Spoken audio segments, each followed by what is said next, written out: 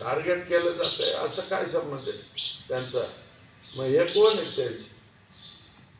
ते स्वतःच म्हणलेत ना. आणि पालकमंत्री यांनी 12 डिसेंबरला या राज्यामध्ये R.R. पाटील साहेबांचं एका स्टेटमेंटवरती, ते बी त्यांना हिंदी नीटनाटकी येत नव्हती, मला वाटतं त्याच्या मनात ती भावना नसेल R.R. पाटलांची बरं का.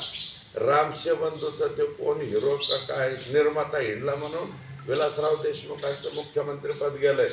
मुलीचे मार्क वाढवले म्हणून निलंगेकर पाटील साहेबांचं मुख्यमंत्रीपद गेलं. R.R. पाटलांचं बडे बडे शहरों में छोटी छोटी घटना असं काहीतरी स्टेटमेंट झालं. डायरेक्ट मुंबईनं अंजनीला पाठवलं.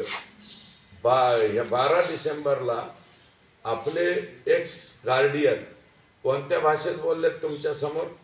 त्या क्लिप का परत फिरवत नाहीत तुम्ही? त्याचा राजीनामा मागणार. एक मिनिट ऐका, मी कुठं राजीनामा मागतो? ते राजीनामा वगैरे ते निर्णय मुख्यमंत्री उपमुख्यमंत्री करतील. ते काय भाषेत बोलले?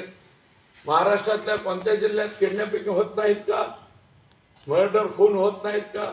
साऱ्या देशामध्ये म्हणजे तुम्ही समर्थन देताय का या संतोष देशमुखच्या खून